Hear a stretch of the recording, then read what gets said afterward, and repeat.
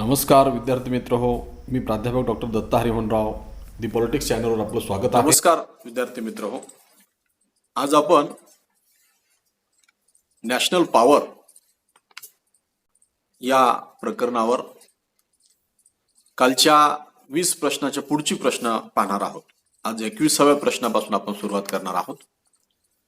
कालही आपण हे सांगितलं होतं की MCQ प्रश्नांचा अभ्यास करत असताना आपण थोडा मायक्रो स्टडी केली पाहिजे, सूक्ष्म अभ्यास केला पाहिजे. त्याशिवाय त्या प्रश्नाची उत्तरं आपल्याला समजत नाहीत आणि म्हणून थोडा जर विचार केला, कारण प्रश्नाचं स्वरूप हे मल्टिपल चॉईस क्वेश्चन असतात, बहुपर्याय असतात, 3 पर्याय 4 पर्याय दिलेली असतात आणि मग त्याच्यातली पर्याय कशा पद्धतीने शोधायची याचा जर थोडा सराव केला तर या परीक्षा पद्धतीमध्ये आपल्याला पैकीच्या पैकी मार्क मिळू शकतात आणि ही आपल्याला संधी आलेली आहे असं समजून आपण याकडे पाहिलं पाहिजे. तर काल आपण 20 प्रश्न पाहिली होती. 21वा प्रश्न लक्ष द्या. विज्ञान व तंत्रज्ञान या घटकात कोणत्या घटकांचा समावेश होतो? पर्याय अ आहे औद्योगिक उत्पादन क्षमता, पर्याय बी आहे कृषी उत्पादन क्षमता, पर्याय सी आहे तंत्रविज्ञान लष्करी क्षमता आणि या पर्याय डी आहे वरील सर्व. आणि या प्रश्नाचं उत्तर आहे वरील सर्व. त्यानंतरचा प्रश्न आहे प्रश्न क्रमांक 22. राजकीय घटकात कोणत्या घटकांचा समावेश होतो? पर्याय ए आहे शासनाचा प्रकार, पर्याय बी आहे नेतृत्वाची बौद्धिक क्षमता आणि पर्याय सी आहे नोकरशाही संघटना आणि पर्याय डी आहे वरील सर्व. आणि या प्रश्नाचं उत्तर आहे पर्याय डी वरील सर्व. प्रश्न क्रमांक आहे 23. देशाचे परराष्ट्र धोरण त्या देशाचा भूगोल ठरवतो, हे मत कोणाचे आहे? पर्याय अ आहे नेपोलियन, पर्याय बी आहे अरिस्टॉटल, पर्याय सी आहे जॉन लॉक आणि पर्याय डी आहे स्नायडर. आणि या प्रश्नाचं उत्तर आहे पर्याय ए नेपोलियन. देशाचे परराष्ट्र धोरण त्या देशाचा भूगोल ठरवितो, हे मत नेपोलियनचं आहे. त्यानंतरचा प्रश्न क्रमांक आहे 24.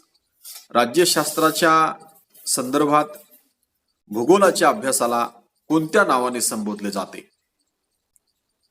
राज्यशास्त्राच्या संदर्भात भूगोलाच्या अभ्यासाला कोणत्या नावाने संबोधले जाते?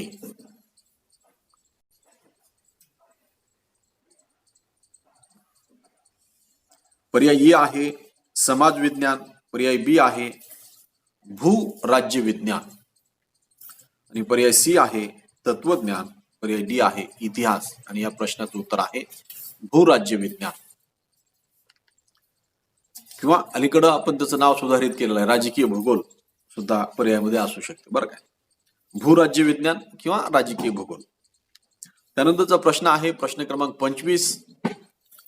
सत्ता व प्रभाव यात कोणी फरक केला आहे? पर्याय अ आहे मॉर्गेनथॉ, पर्याय बी आहे कार्ल ड्विश आणि पर्याय सी आहे सिलार आणि पर्याय डी आहे नॉर्मन हिल. आणि या प्रश्नाचं उत्तर आहे पर्याय सी सिलार. प्रश्न क्रमांक 26 पहा, स्क्रीनवर तुम्हाला दिसत आहे, लक्ष द्या. राष्ट्रसत्तेच्या भौगोलिक घटकात कोणत्या पैलूचा समावेश होतो? 1 आहे स्थान, 2 आहे आकार, 3 आहे हवामान, 4 आहे कलाकृती आणि 5 आहे सीमा. राष्ट्रसत्तेच्या भौगोलिक घटकात कोणत्या पैलूंचा समावेश होतो? स्थान, आकार, हवामान, कलाकृती, सीमा. पर्याय ए आहे 1 व 4, पर्याय बी आहे 1, 3 व 5, पर्याय सी आहे 1 व 3 आणि पर्याय डी आहे वरील सर्व. आणि या प्रश्नाचं उत्तर आहे वरील सर्व.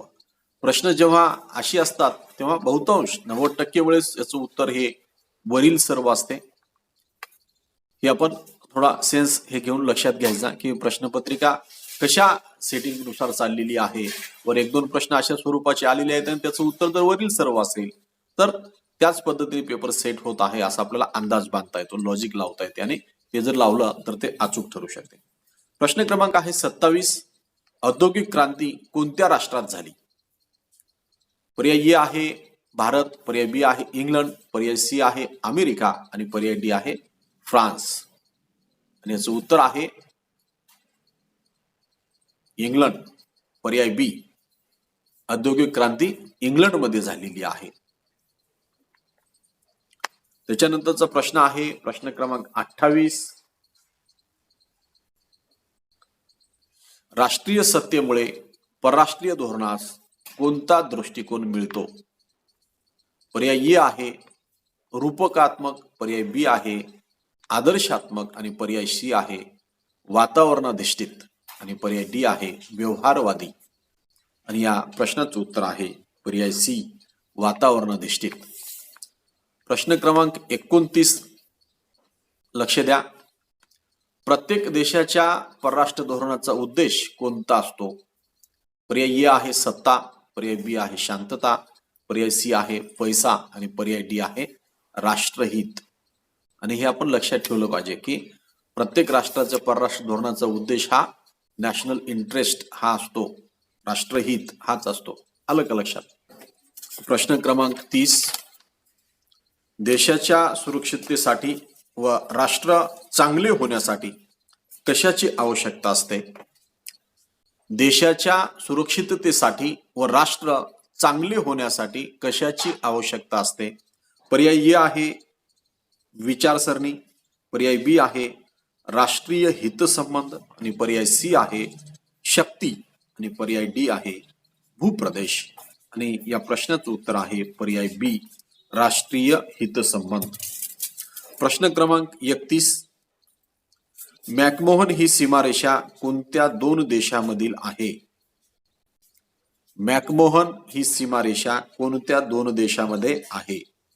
पर्याय ए आहे भारत पाक, पर्याय बी आहे भारत चीन, पर्याय सी आहे भारत नेपाळ आणि पर्याय डी आहे भारत बांगलादेश. आणि या प्रश्नाचं उत्तर आहे पर्याय बी भारत चीन. ज्यावर आपण चायनावर स्वतंत्र व्हिडिओ बनवलेला आहे तोही तुम्ही पाहून घेऊ शकता. मग मॅकमोहन रेषा चायना कशी मान्य नाही म्हणते, मॅकमोहन रेषा काय आहे आणि मग आपले चायना आणि भारताबद्दल कशा पद्धतीचे वाद आहेत, आपली बॉर्डर अद्यापही कशी निश्चित नाही, हा सगळा भाग आपण त्या व्हिडिओमध्ये घेतलेला आहे. त्यानंतरचा प्रश्न आहे प्रश्न क्रमांक 32.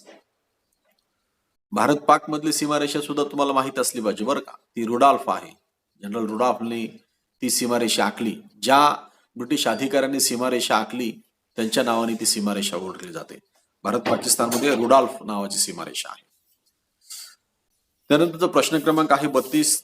अन्नधान्य व खनिज द्रव्य अशा दोन प्रकारची नैसर्गिक साधन संपत्ती असते असे मत कोणाचे आहे? पर्याय ए आहे जॉर्ज केनन, पर्याय बी आहे लिस्का, पर्याय सी आहे मॉर्गेनथॉ आणि पर्याय डी आहे हर्ज. आणि या प्रश्नाचं उत्तर आहे पर्याय सी मॉर्गेनथॉ. अन्नधान्य व खनिज द्रव्य अशा दोन प्रकारची नैसर्गिक साधन संपत्ती असते हे मत कोणाचे? हे मत मॉर्गेनथॉ यांचे आहे. त्यानंतरचा प्रश्न येईल प्रश्न क्रमांक 33. आज जगात भूक ही सर्वात महत्वाची गोष्ट आहे हे विधान कोणी केले? आज जगात भूक ही सर्वात महत्वाची गोष्ट आहे असे विधान कोणी केले? पर्याय ए आहे मार्टिन कपलान, पर्याय बी आहे रेमंड फिल्ट, पर्याय सी आहे E.H. कार आणि पर्याय डी आहे हेडले बुल. आणि या प्रश्नाचं उत्तर आहे पर्याय बी रेमंड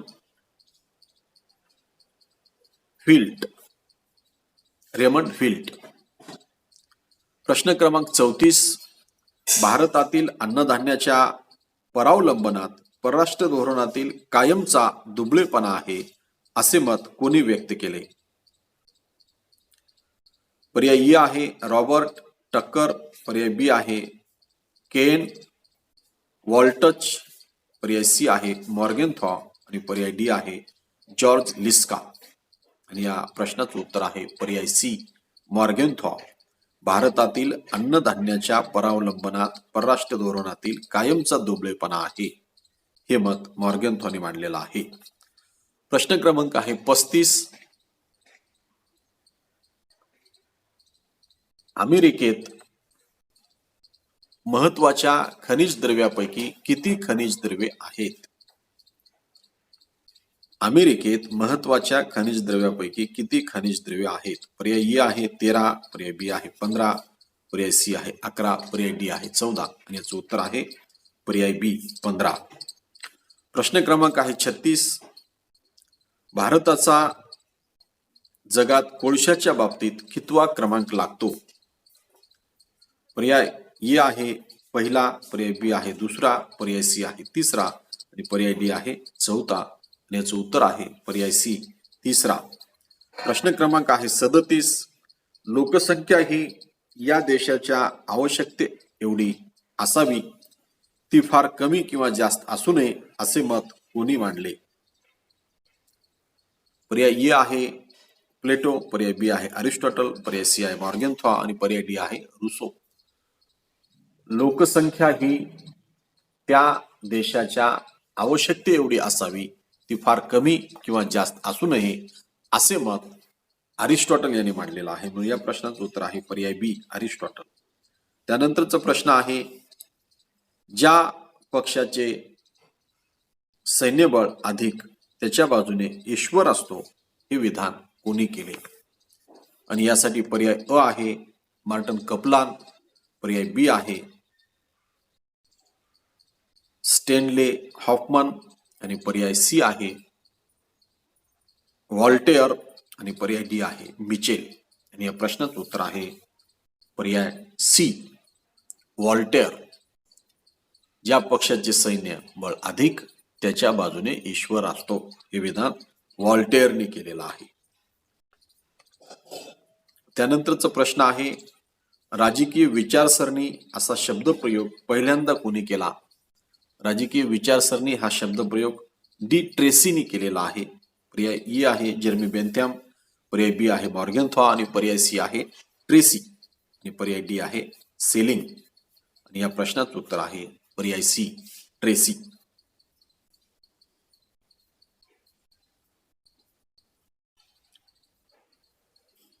त्यानंतरचा प्रश्न आहे प्रश्न क्रमांक 40. विचार प्रवाहाचा कोणता प्रकार मॉर्गेनथॉने सांगितला नाही? पर्याय अ आहे जैसेथेवादी, पर्याय बी आहे साम्राज्यवादी विचार प्रवाह, पर्याय सी आहे स्पष्ट विचार प्रवाह आणि पर्याय डी आहे संदिग्ध विचार प्रवाह. आणि मॉर्गेनथॉने कोणता विचार प्रवाहाचा प्रकार सांगितला नाही असा प्रश्न आहे, निगेटिव्ह प्रश्न आहे. आणि प्रश्नाचं उत्तर आहे पर्याय सी स्पष्ट विचार प्रवाह. तर अशा पद्धतीने आपण 40 प्रश्न पाहिलेली आहेत. आज आपण इथंच थांबू. चॅनलला लाईक शेअर सबस्क्राईब करा. धन्यवाद विद्यार्थी मित्र.